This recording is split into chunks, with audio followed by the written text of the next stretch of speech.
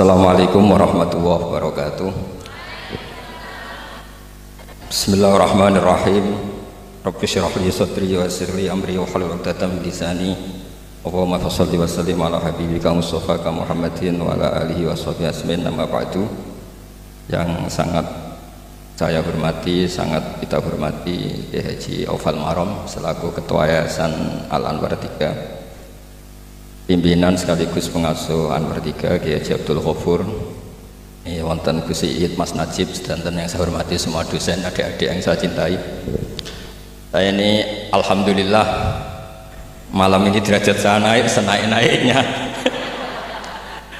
Karena seumur-umur saya ini hanya bangga punya guru Mbah Mun.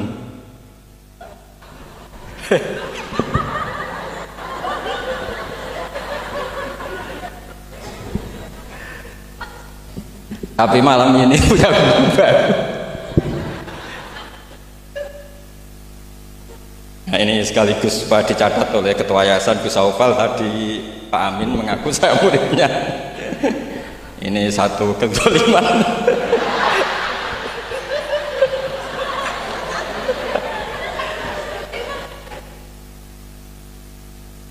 Jadi tapi saya senang ya, karena apa ya, ciri jadi wali itu harus mazlum dizalimi. Jadi saya pastikan tidak balas lah, karena beliau ngangkat derajat saya. Saya tadi pertama bilang murid saya Gus Batu, saya senang sekali, seseneng-senengnya. Karena baru ini malam tersial saya. Saya dulu masih ingat ketika Gus Najih di Mekah terkenal alim alamah karena ngarang kitab. Gus Ghafur tahun pertama Mbah Mun muji-muji karena mumtaz di Al Azhar. Jadi beliau-beliau ini heboh karena karir akademiknya. Kalau Gus Amin karena ngelepas kambing di musola.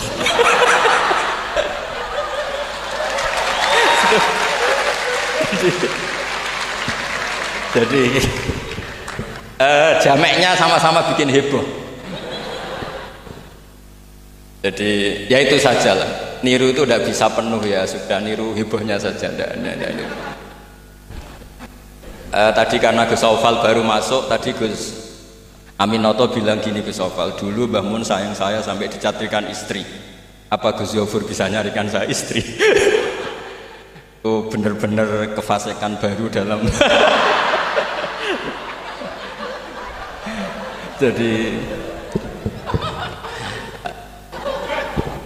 Jadi kita rileks saja, karena ini apa ya, guyon itu bagian dari ibadah kelas tinggi. Ya ini betul, saya dulu mengkaji sama Gus Ghafur seperti beliau tadi cerita. Di antara kegiatan beliau kalau malam belajar usul fikih, kita belajar bareng-bareng.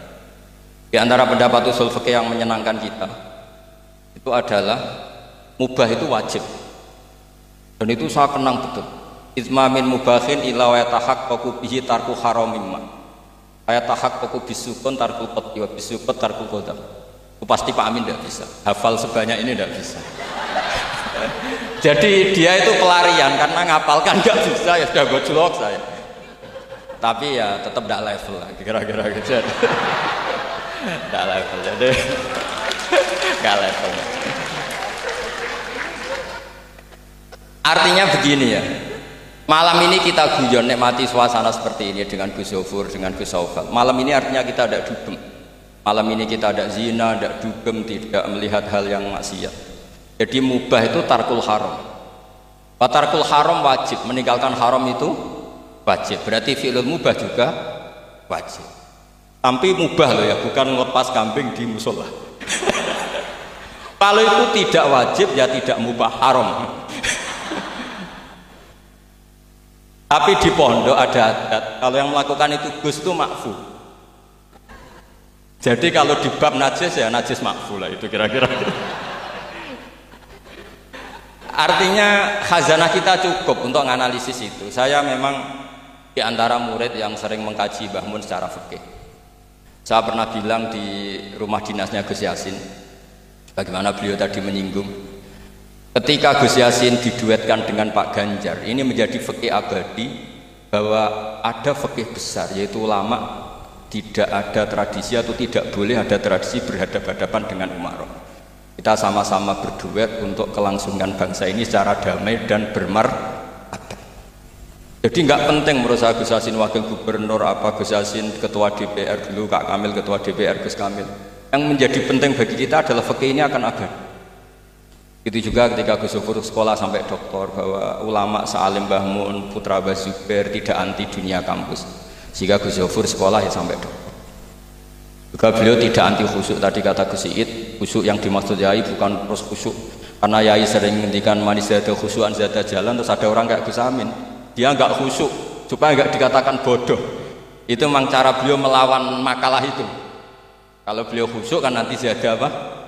Jalan, maka pura-pura ada khusyuk, selain itu fakta terus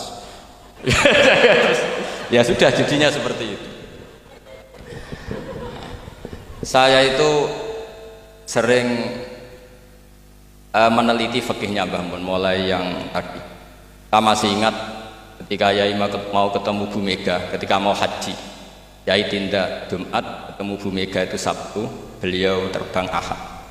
Di antara yang dihentikan ke santri-santri, kira-kira gini maknanya, besok saya ketemu Ibu Mega dan ini bagus supaya Indonesia damai karena ulama dan umaroknya ini satu kombinasi antara nasionalis dan religius.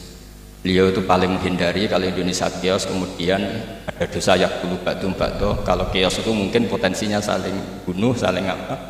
Sehingga ketika melihat Mbah Mun ketemu Mega itu pikiran pertama saya adalah safkut bima, jangan sampai terjadi.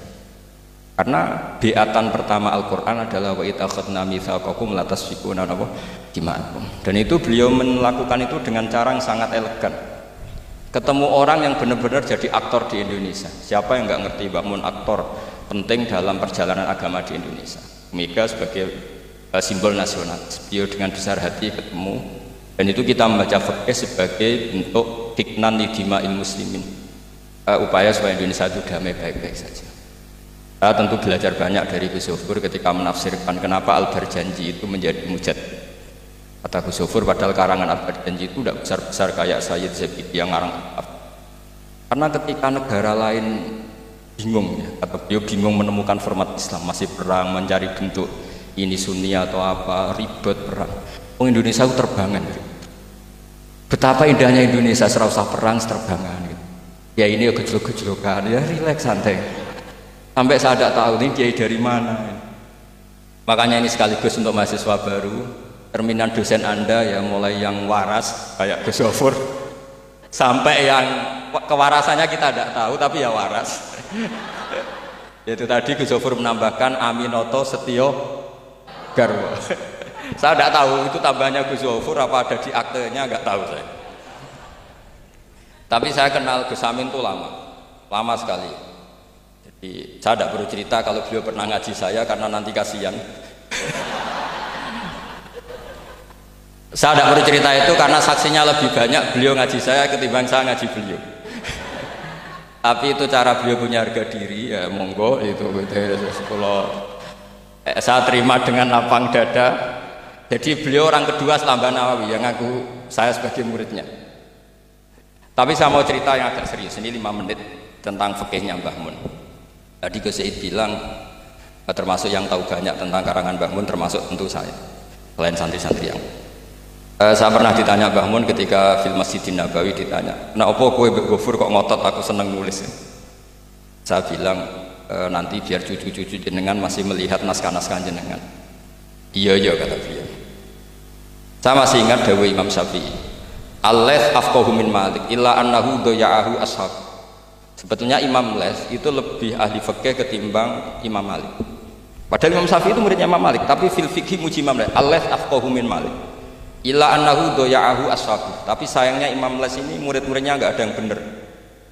Karena tulisan-tulisan Imam Les ini tidak ditadwin, tidak dimudawwan. Maka kita tidak ingin Mbah Mun yang kita idolakan, kita gurukan, kemudian bukunya tidak mudawwan. Sehingga saya, utamanya tentu putra-putra beliau, mulai dari Gus Subab, Gus Najih semuanya, termasuk Gus Zufur, itu sangat menginginkan beliau itu memang mentadwin itu. Saya beri contoh misalnya begini, kepandaian Imam Les dibanding Imam Malik. Imam Malik ketika ditanya apa saja, sok ahli Madinah, Kail juga kailu ahli Madinah, semuanya bilang ahli Madinah. Alasannya beliau Madinah adalah muhajirur Rasulillah, tempat hijrah